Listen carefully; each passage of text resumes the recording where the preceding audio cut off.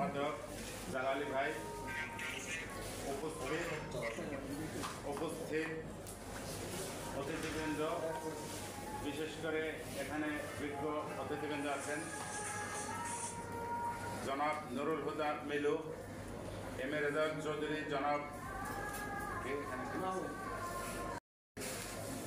আমাদের তালুকদার রুমি, সময়ের সাহসী সন্তান, রাজপথের লড়াকু নেতা, দৈনিক পার্টিদের নির্বাহী সম্পাদক, জিয়া একাডেমির প্রতিষ্ঠাতা পরিচালক, তার অনেক গুণের গুণান্বিত। বিশেষ করে এই তালুকদার রুমের প্রতি আমি এতটাই আন্তরিক এবং দুর্বল, এবং তার ফোকাসটা আমি বেশি চাই এই কারণে, সত্যিকার অর্থে জাতীয়তাবাদী শক্তির অগ্রপথিক, জিয়ার সৈনিক, একজন স্বচ্ছ এবং নিবেদিত সাংবাদিক, রাজনীতিবিদ। সংবাদপত্র যদি সমাজের দর্পণ হয়ে থাকে, সেই দর্পণের যে সৈনিক, সেই সৈনিক আমি তালুকদার রুমিকে ঘোষণা করছি, কারণ আমি অনেক কাছ থেকে তার অনেক কথা দেখি। বন্ধুরা আমার, আজকে প্রেজেন্ট টেন্সের 10ম বর্ষপূর্তি। সংবাদপত্র হল দেশ এবং জাতির দর্পণ। আমাদের সমাজ ব্যবস্থা, শিক্ষা ব্যবস্থা, রাষ্ট্রীয় নীতি, রাষ্ট্র কিভাবে পরিচালিত হবে, এর একটি উল্লেখযোগ্য অংশ, উল্লেখযোগ্য ভূমিকা সাংবাদিকদের হাতে নিয়োজিত, এবং তাদের লেখনের মধ্যেই এই দেশ কোন পথে চলবে, এই সমাজ করাপ্টেড হবে কিনা, এই সমাজ আলোকিত হবে কিনা, তা নির্ভর করে সংবাদপত্রের উপর, সাংবাদিকদের উপর। বন্ধুরা, আজকে আমরা এই যে জাতীয় প্রেস ক্লাবে বসে আছি, আপনারা জানেন জাতীয় প্রেস ক্লাবের প্রতিষ্ঠাতা এবং এই ভবনের এই জায়গা এখানে বরাদ্দ দিয়েছেন শহীদ রাষ্ট্রপতি জিয়া রহমান। আজকে আমি বলতে চাই, আপনারা ভালো করে জানেন এই সংবাদপত্রের স্বাধীনোত্তর বাংলাদেশে সবচেয়ে বেশি নির্যাতিত হয়েছিল সাংবাদিকরা। আপনারা যখন বাকশাল 1975-এর 24শে ফেব্রুয়ারি যখন বাকশাল প্রতিষ্ঠিত হয়েছিল, সেই বাকশাল প্রতিষ্ঠার মাধ্যমে সংবাদপত্রের স্বাধীনতা প্রথম খর্ব করেছিল শেখ মুজিবুর রহমান, এবং শহীদ রাষ্ট্রপতি জিয়া রহমান বহুদলীয় গণতন্ত্র প্রতিষ্ঠার লক্ষ্যে বাকশালকে ভেঙে চুরে উনি বহুদলীয় গণতন্ত্র প্রতিষ্ঠা করেছিলেন। সেই সাথে সাথে বাংলাদেশের সংবাদপত্র স্বাধীনতা লাভ করেছিল। সকল সংবাদপত্র উন্মুক্ত হয়েছিল শহীদ রাষ্ট্রপতি জিয়া রহমানের মাধ্যমে, তার ঘোষণার মাধ্যমে, তার রাষ্ট্রনীতির মাধ্যমে।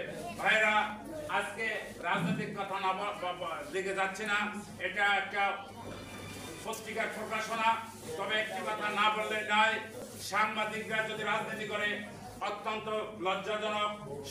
সাংবাদিকরা হবে দেশের স্বার্থে কথা বলবে। আমরা বিগত সরকারের সময় অতীতে দেখেছি এক শ্রেণীর সাংবাদিকদের একটি বড় অংশ কিন্তু দেশপ্রেমিক, জাতীয়তাবাদী এবং সত্যিকারের সমাজের দর্পণ। সাংবাদিকদের আমরা স্যালুট জানাই, কিন্তু সাংবাদিকদের একটি বড় অংশ এই সংবাদপত্র সেবকদের কলঙ্কিত করেছে। আপনারা অতীতের আওয়ামী বাকশালী চক্রের যে লেসপেন্সাররা, যে সাংবাদিকরা এই প্রেস ক্লাব থেকে পালিয়েছে, কেন পালিয়েছে ভাইরা? তারা অপসাংবাদিকতা করেছে। আজকে প্রেস ক্লাবের অনেক সাংবাদিক এখানে আসে না, আসতে পারে না। তারা এখানে বসে এই মাইকে কিন্তু মিথ্যা কথা বলতো, এই মাইকে দেশের বিরুদ্ধে ষড়যন্ত্র করতো, এখানে বসে রাষ্ট্রের বিরুদ্ধে ষড়যন্ত্র করতো। জনগণকে কিভাবে শোষণ করা যায়, জনগণকে কিভাবে নির্যাতিত করা যায়, কিভাবে সাংবাদিকদের নির্যাতিত করা যায়, দেশপ্রেমিক সাংবাদিকদের হাসিনাকে সেই প্রেসক্রিপশন দিত। আজকে সেই হলুদ সাংবাদিকদের আমরা ঘৃণা জানাই। আমরা বজ্রকণ্ঠে বলতে চাই, এদেশের সংবাদপত্র হবে স্বাধীন। সেই স্বাধীনতার স্বাধীনভাবে তারা মত প্রকাশ করবে।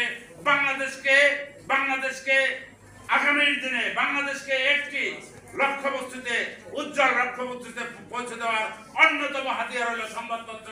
প্রেজেন্ট টাইম সেই ভূমিকা পালন করবে বলে আমাদের চাই।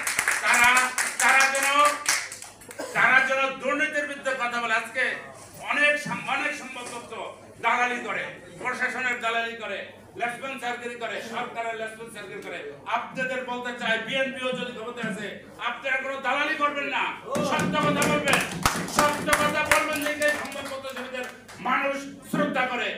এক শ্রেণীর সাংবাদিকদের জন্য এই সংবাদপত্র সুস্পষ্ট আজকে ধ্বংসের মুখে। বিজ্ঞাপন লাগবে না।